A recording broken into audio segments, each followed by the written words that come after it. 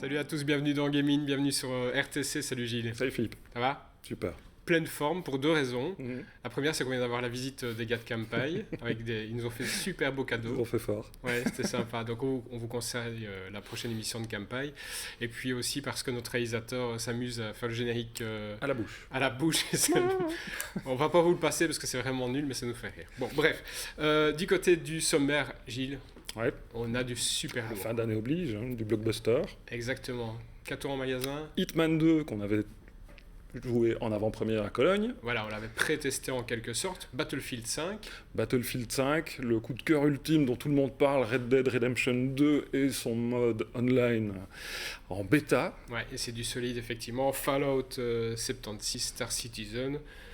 Kursk Party Art 2, voilà, ça c'est pour les autres éléments qu'on va vous présenter dans cette émission. Et on commence tout de suite d'ailleurs par Hitman 2. Tu as raison, on l'avait pré-testé à Cologne. Oui, et j'avais bien aimé ta découverte du Ouais, jeu c'était parce sympa. qu'on incarne ce tueur à gages qui a la possibilité pour atteindre ses objectifs et ses cibles, d'y aller par 36 de 36 façons différentes.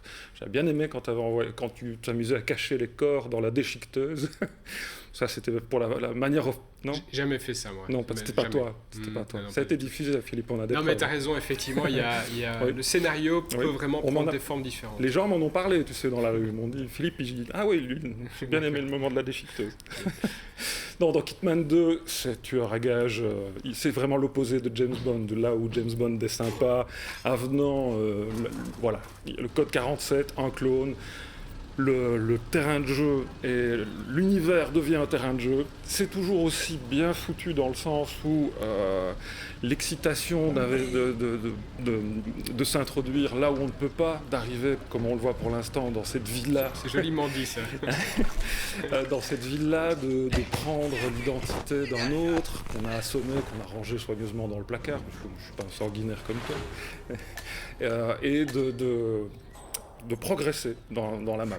Alors ce qui est bien, c'est qu'on avait reproché à Hitman, qui était sorti en 2016, sa sortie épisodique, où chaque mission, donc voilà, chaque destination, quand on allait d'un pays à l'autre, ça sortait comme une série en épisode. Et ici, non. La saison Hitman 2, c'est un peu comme une saison 2 qui arrive d'un seul coup.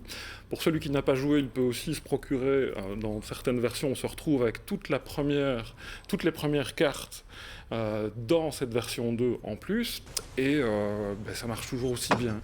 C'est voilà, la force d'Hitman, c'est aussi son moteur, qui s'appelle Glacier, parce que c'est un jeu nordique, capable de reproduire des foules, notamment. Oui, justement, parce que là, on voit sur des images assez sombres, on est dans, Oui. dans un bâtiment, mais la première impression est souvent la bonne. Ça commence à un grand prix. You're entering the Lion's Den, Il y a 47. une foule de Tread dingue, carefully. il doit passer Practically everyone here entre is les gens. dangerous, Voilà. not Et least on se Rico dit, Delgado waouh, il gère himself. très très bien tous ces mouvements, parce qu'on a vraiment l'impression, non pas d'avoir un personnage multiplié par X, mais d'avoir chaque fois des personnalités C'est ça. différentes. C'est vachement bien foutu. Et c'est toujours aussi agréable de suivre les gens qu'on va croiser pour tendre l'oreille, apprendre, par exemple, pour atteindre un baron de la drogue, arriver dans sa villa surprotégée, son cartel, de prendre l'identité d'un tatoueur vedette avec qui il a rendez-vous, ou de se faire passer pour ce qu'on n'est pas. Voilà, c'est toujours aussi minutieux. Ouais. Il faut faire preuve de créativité aussi Ouais, pour... ouais. Voilà, exactement, effectivement. Ok, Hitman 2. Deuxième gros dossier, Red Dead Redemption 2. Ça prend des plombes à installer, mais c'est pas par hasard, c'est parce que waouh. Ouais. S'il ne fallait garder qu'un jeu, ça a été, voilà, c'est celui-là pour Bah, l'instant. vous l'entendez partout, à mon avis, sur le web, Ouais. voilà. Mais effectivement, c'est vachement bien foutu. Alors, il y a quand même, les gens sont partagés. Qu'est-ce que ce jeu, qui est un jeu monde, c'est la possibilité d'incarner l'histoire d'Arthur Morgan, qui est un cow-boy qui fait partie d'une bande de hors-la-loi. C'est le préquel, donc ça se passe avant le Red Dead Redemption 1. La transition, c'est, je pense, 8 années de développement. On parle de 5, on parle de 8. Rockstar a soigné son bijou. C'est une épopée américaine, cinématographique incroyable. Ça ne se résume pas à une histoire de cow-boy et de braquage de banque. C'est un niveau d'écriture qu'on ne retrouve quasiment jamais. Le créateur de Rockstar, Dan Houser, a toujours voulu créer des jeux réalistes, des jeux qui racontent quelque chose. Et là, c'est assez touchant parce que Arthur Morgan, le personnage qu'on incarne au début, quasiment presque tout le jeu, je n'en dis, voilà, j'arrête, spoil. Il y a un élément... il est déjà d'un autre temps. Cette bande d'hors-la-loi se retrouve dans une Amérique qui commence à être régie par des lois, et voilà, et eux, c'est toujours une bande voilà, et eux, pour survivre, ils ont recours à toutes sortes de méfaits. Et donc c'est ça qui est assez bien parce que tout a des conséquences aussi. Alors maintenant, certaines personnes, moi j'avais entendu dans les journalistes ou certains joueurs, peut-être, je pense au début du jeu, disent qu'on s'embête, que c'est lent, que je ne sais pas si tu as ressenti ça. Mais il y a une atmosphère qui doit s'installer. On comprend bien qu'il y a une mécanique de jeu et d'histoire qui doit s'installer. Moi, j'avoue que j'ai pris du plaisir justement à ça, à ce côté un peu contemplatif à certains moments. Exactement. L'enchaînement entre des séquences de jeu et des séquences cinéma en quelque sorte, les cinématiques, mais qui sont vraiment très très bien intégrées dans l'histoire. Moi, j'ai justement aimé beaucoup ça. On ne fait pas non plus que flinguer. Parfois, il faut aller à la chasse. Voilà. Donc, je peux comprendre que pour des hardcore gamers qui ont l'habitude, ce soit du tout de suite. Voilà, exactement. Mais moi, j'ai pris du plaisir parce que c'est une vraie aventure dans le sens où on a l'impression qu'on est dedans et qu'on suit un chemin, quoi. Oui, on pourrait en parler des heures tellement le jeu est dense. Ici, il y a un guide de jeu, un bouquin, qui est énorme. Que tu as commandé. Que j'ai commandé, je me suis offert. Bon, je l'ai reçu après avoir fini le jeu. Ce n'est pas grave, mais on voit toute la... C'est un écosystème. Rien que pour la faune, la flore est représentée. Aussi, les conséquences de nos actes. On va aller du côté d'une moralité positive ou vraiment jouer les crapules. Ce qui est génial pour donner des éléments concrets qu'on n'a pas l'habitude de voir dans des jeux. Le personnage, si on ne le rase pas, sa barbe pousse. S'il ne se lave pas de temps à autre, les mouchettes vont commencer à voler. Si on joue la crapule sanguinaire, on va commencer à avoir une démarche particulière. Si on choisit des vêtements, parce on décide de tout ça. L'alimentation compte. Moi, par exemple, tout le jeu, j'ai été en léger sous-poids. Si on décide à un moment de boire de l'alcool comme un puits sans fond, il y aura aussi des conséquences. Donc ça, c'est du presque jamais vu. Alors, chose différente entre toi et moi, c'est que toi, tu as fini le jeu, c'est bien jusqu'au bout. Oui. Ouais. Jusqu'au bout. Alors, je suis à 92% de ce que Rockstar a prévu de faire voir, mais j'ai terminé l'histoire en tout cas. J'ai aussi joué au mode online, qui est un autre jeu, un jeu dans le jeu. C'est en phase bêta pour l'instant. Et on est en coopératif là. Oui. Oui, c'est ça qui est bien, ça marche autant dans l'histoire où moi j'ai même été ému parce que je trouve que le niveau d'écriture, il y a des répliques pour moi qui sont cultes. À un moment, Van der Linde, le chef de bande, dit à un de ses hommes qui parle des peaux rouges des Indiens de manière négative, il lui dit attention, oui, je veux bien croire que tu as vu des choses, mais tu as simplement pas l'intelligence pour comprendre ce que tu as vu. Tu as vu un peuple se faire décimer et voilà, tu n'as rien compris. Enfin, c'est même mieux dit que ça, c'est dans un anglais, dans un verbiage, dans un jeu d'acteurs remarquable. Ouais, cherchez pas la version française, effectivement, au niveau des textes, c'est anglais et c'est traduit. Ouais. Donc voilà, ça c'est mon petit bémol, c'est qu'à certains moments, l'anglais n'est pas facile. Ah oui, c'est même de l'américain. Hey, Mr. Morgan. On ne comprend pas toujours tout, et donc il faut quand même lire parfois, et donc tu décroches de l'histoire, enfin de ce que tu dois faire, donc voilà, il faut trouver un peu l'équilibre, quoi. Il y a un mode cinématographique parce qu'il y a beaucoup d'échanges quand on doit traverser par exemple tout le pays, et là c'est vraiment bien, il y a une espèce de pilotage automatique du cheval ou de la diligence, hop, les bandes noires se mettent, l'effet CS9 est là, donc pour moi c'est vraiment du très très grand art. Voilà, s'il y a... ça fait partie des jeux incontournables de cette fin d'année, si vous voulez vraiment vous faire plaisir ou faire plaisir à quelqu'un d'autre. C'est pour les plus de 18 ans. C'est pas gratos, ça nous fait 60-70 pour la version de base, mais voilà, c'est quelques heures. C'est historique. Tu y as passé combien de temps ? Beaucoup. J'ai cherché un compteur, ils n'en ont pas mis et je crois que c'est tant mieux. D'accord, ok. Red Dead Redemption 2 et la version online qui vient en... Qui est prévue, quoi. La version bêta est en ligne depuis le 23 novembre et ils sont en train il y a vraiment un retour de la communauté, ils sont en train d'aménager tout ce qui semble ne pas aller, mais ça va être aussi bien que GTA V en ligne, voilà. Tac. Fallout 76, c'est le jeu suivant. Le voici, on le voit sur le plateau. Alors, que dire ? Parce qu'il y a... c'est assez particulier. Ouais. Alors Fallout, c'est une vieille série du jeu vidéo. C'est dans un univers post-apocalyptique. Là, on est en Amérique également, mais en Virginie occidentale, nous dit-on. Le monde a été irradié. C'est un mélange c'est un peu du néo-rétro, puisqu'on a l'impression d'être dans les années 50, avec ces imageries un peu d'Épinal, ces petits bonshommes souriants, mais il y a une tension. Donc, moi, j'ai toujours beaucoup joué au Fallout, et au 3, au 4. Il y a une tension.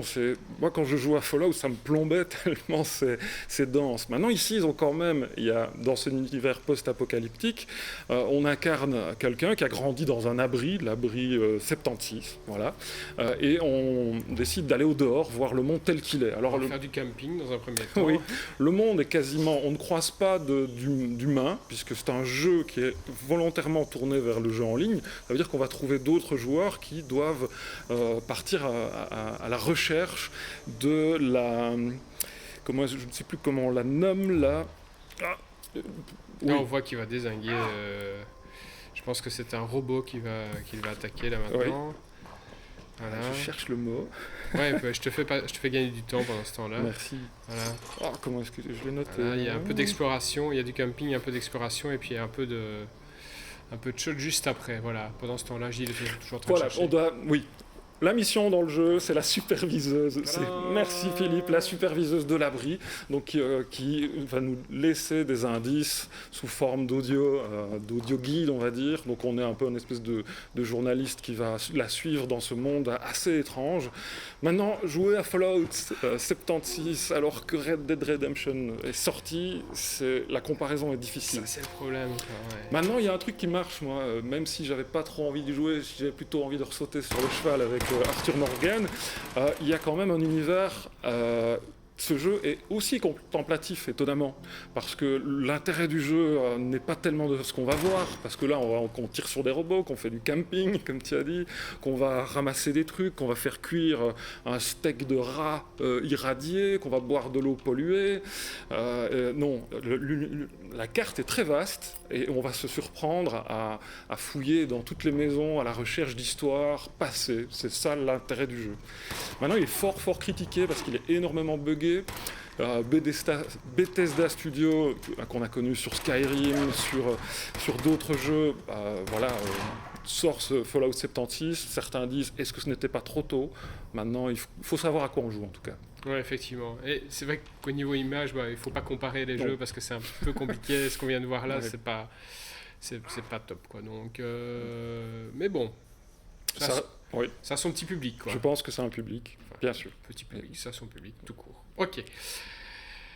Il y en a un autre qui a son public, c'est Battlefield 5. Mais avant ça, on va faire une petite unbox. Petit déballage. Ouais, tout à fait.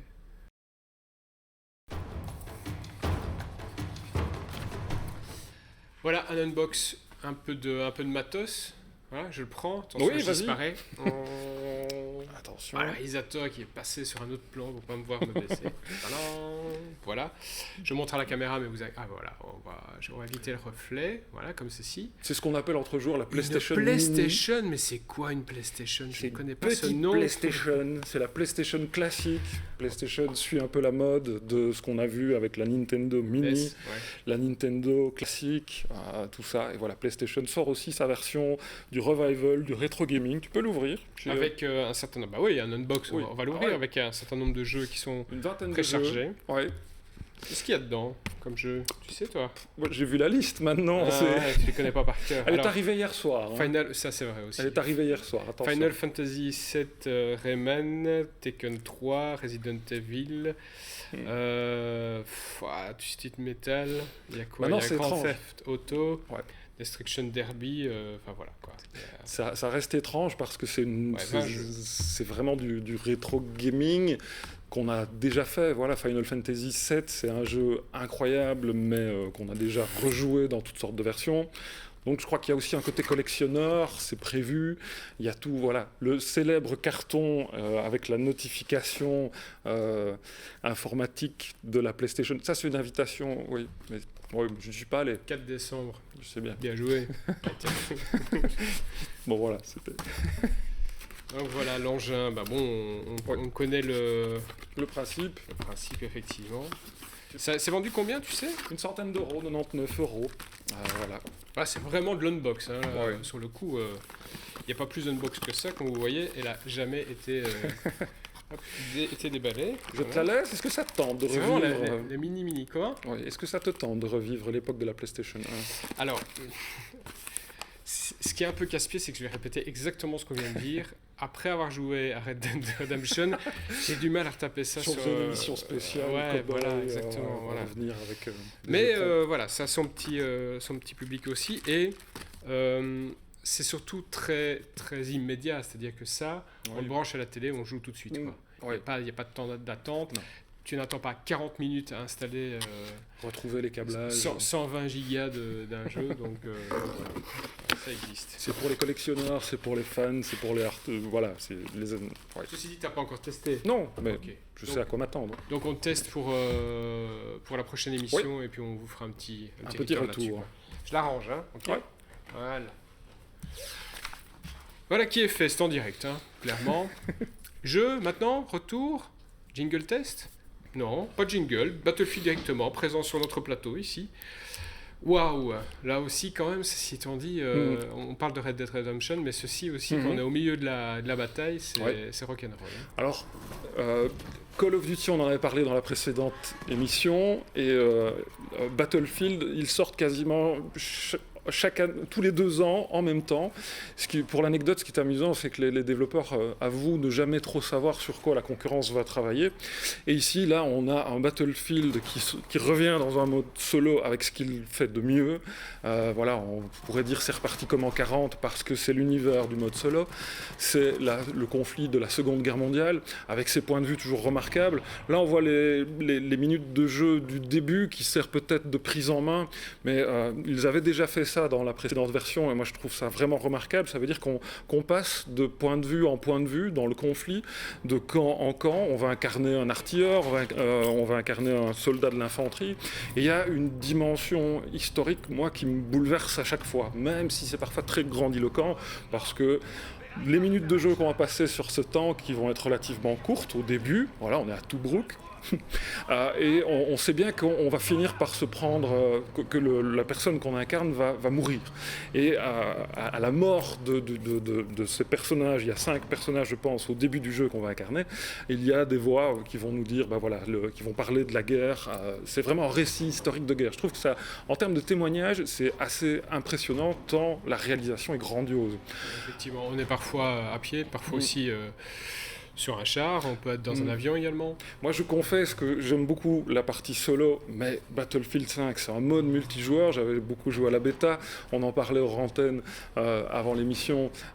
Aussi, voilà, Battlefield 5, plus que jamais, c'est un champ de bataille incroyable, avec une volée de joueurs bien plus nombreux qu'à l'accoutumée, ce qui veut dire que quand dans son équipe, on attend des heures pour des assauts.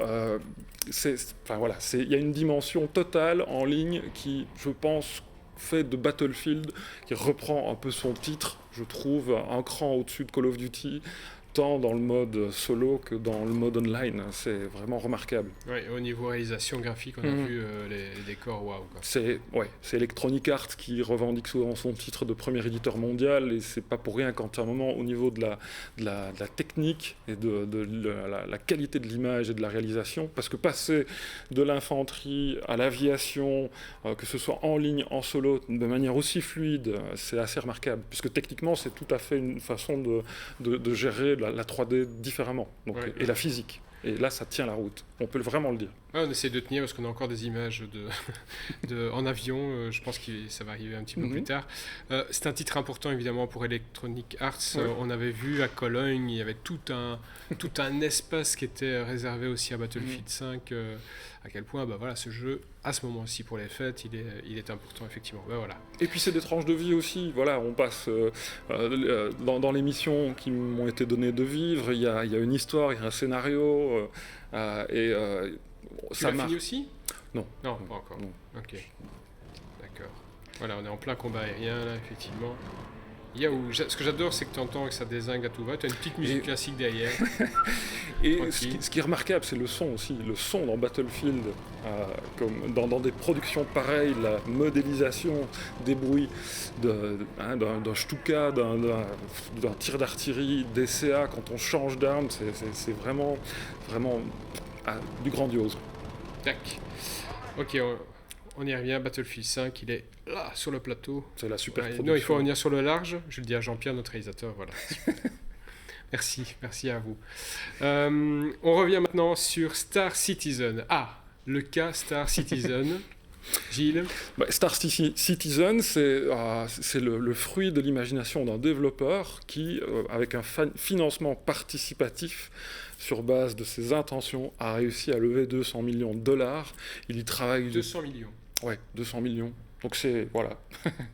C'est parce qu'à un moment, il a convaincu la planète qu'il allait faire ce jeu spatial. Financer Gaming demain. 200 millions de dollars. Enfin, Kickstarter. Et ce jeu, lui, il propose vraiment un space opéra total avec un mode solo, une histoire où on va, sur des détails, pouvoir passer de l'intérieur d'un vaisseau spatial à l'intérieur d'une base, sans temps de chargement. Maintenant, c'est un jeu qui n'est pas encore fini. Il a été jouable gratuitement pendant une semaine. Et là, j'ai sauté sur l'occasion pour voir ce qu'ils allaient donner dans cette version qui n'est pas finale. C'est un jeu extrêmement gourmand. Pour l'instant, c'est que sur PC. C'est un jeu qui ne pardonne rien. Moi, les images qu'on voit, elles ne sont pas hyper nerveuses parce que ces premières heures de jeu, je me suis retrouvé complètement désarmé dans une station spatiale où j'avais pour mission de prendre un vaisseau, de passer en hyperespace. On n'est pas pris par la main comme dans les 3/4 des jeux. C'est pas un jeu auquel on va pouvoir jouer 5 minutes. C'est ça, tu as ta mission, mais par contre, le mode d'emploi, comment tu rentres dans le vaisseau, comment tu le fais démarrer, comment tu pars en hyperespace. J'ai dû aller sur des forums où partager mon expérience de jeu avec des joueurs qui avaient déjà réussi à passer ce cap-là. Je me suis dit à un moment, comment est-ce qu'on passe en hyperespace? Je ne vais jamais y arriver. Mais oui, au fond, comment passe-t-on en hyperespace? C'est vrai, tu savais, toi, ça? C'est une question que moi, avec ma voiture... on se le demande jamais assez, finalement. Jamais assez. Et sur les 200 km qui me restaient à faire, ça a été un peu longué. Et maintenant, c'est un jeu que les joueurs qui connaissent ce jeu-là n'ont pas besoin de présentation, tant ce jeu-là est suivi par vraiment une véritable communauté. Maintenant, ce qui est assez particulier, c'est que quand même il y a beaucoup de gens qui se demandent est-ce que c'est l'arnaque à 200 millions de dollars ou est-ce que ça va être un jeu aussi génial qu'il est promis qu'il sera. Ça me fait un peu penser à la démarche de Project Cars, pour revenir à un jeu de bagnole aussi, avec une grande communauté qui aide à développer le jeu, essayer de faire en sorte que ce soit le meilleur. Peut-être que c'est la même... Oui, maintenant ici, il y a quand même une volonté de rester extrêmement autonome. La société de jeu contrôle... ils ont une volonté de rester indépendant. Project Cars a assez rapidement, de par sa qualité, trouvé un éditeur et tout le circuit des grosses productions. Maintenant, il est en vente ou il est toujours en développement? Il est en développement, en accès anticipé. On peut acheter, on peut soutenir le projet. Il n'est plus jouable gratuitement, je pense. La période est finie, mais c'est déjà... Oui, on peut déjà y jouer. Et on le trouve où? Sur Steam, ou je ne sais plus, enfin en ligne, sur le site. Google. Mais attention, on en parlait aussi, c'est un jeu extrêmement gourmand, c'est un jeu extrêmement lourd, donc il faut vraiment une machine de guerre. Le jeu n'est peut-être pas encore optimisé. Ok. Kursk, parce que le temps passe, on va faire rapidement Kursk est partie Art 2. Kursk, c'est un docu-jeu, en quelque sorte. C'est un jeu polonais un jeu de fiction qui décide de se plonger sur l'histoire tragique de ce sous-marin nucléaire, le Kursk, qui a... Il y a eu une explosion. Voilà. On connaît la fin. Il y a eu des morts à l'intérieur dans un 112, premier temps, mais il y avait encore des vivants, ils se retrouvaient dans le fond, ils ne savaient plus remonter, et puis in fine, fatalement tout le monde est... C'est une histoire dramatique. Mais on n'a pas le mot de la fin de cette les théories, il y a plein d'autres théories diverses, qu'est-ce qui s'est vraiment passé. Alors voilà, là c'est un jeu qui s'inspire de ça, et où on incarne un des passagers. Alors c'est du russe, hein? Oui. Ouais, le jeu est sous-titré, Attends. Dieu merci. Alors, on va incarner une personne qui est chargée, une espèce d'agent double, d'en savoir plus sur ces torpilles à supercavitation. Hein, je ne sais pas, voilà, attention pour les amateurs de mots croisés, supercavitation, ça fait rentrer beaucoup de points. Les fameuses torpilles Shkal, voilà, qui sembleraient être, moi je ne suis pas spécialiste de l'armement nucléaire russe, on sait bien que ce jeu-là n'a pas fait super plaisir aux Russes, parce que bon, ils se sont dit, c'est qui ces Polonais qui vont avoir un point de vue sur notre histoire. Maintenant, le jeu est développé par une petite société, voilà, mais c'est intéressant. Maintenant, il faut accepter quand même que ça ne va pas être hyper interactif. C'est pas pour les bras cassés du jeu vidéo, c'est pas ça que je veux dire. C'est un jeu où on se dit, ok, on est plus dans un film interactif, ça se présente comme un jeu, on a la liberté de mouvement, etc. Mais on va enchaîner les boutons pour ouvrir la porte et faire progressivement avancer l'histoire. Voilà. Ok, super. Non, ça me passionne pas vraiment, mais bon, voilà. L'histoire me passionnait de sous-marin. Non, j'étais en train de regarder le timing et en train de me dire qu'on avait globalement 30 secondes pour parler de Party Art 2. Party Art 2, on pourrait dire que c'est Hitman en 2D pixel art.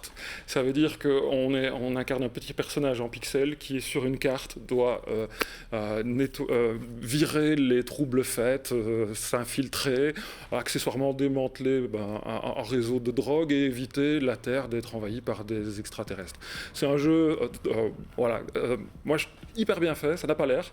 Il y a un public, c'est un jeu avec une touche rétro gaming, c'est très bien fait. Maintenant, c'est très très difficile et c'est de l'infiltration. Ok, mais ça vaut la peine, effectivement. Alors moi, ce que je propose, c'est qu'on fait une version web spéciale et on va commencer cette version web avec Party Art 2. Ouais. On va y revenir, on va parler de d'autres jeux aussi. Donc si vous voulez continuer gaming sur le web, vous cherchez sur le site, vous allez trouver le petit rabio, le petit cadeau de Saint-Nicolas. D'accord ? Ça marche. Merci Gilles. Mais de rien, avec plaisir. Encore passé très très vite cette émission. Et on se retrouve sur le web et sinon dans pas très longtemps sur RTC. D'accord ? Ciao, merci à toute l'équipe et merci à vous, à bientôt.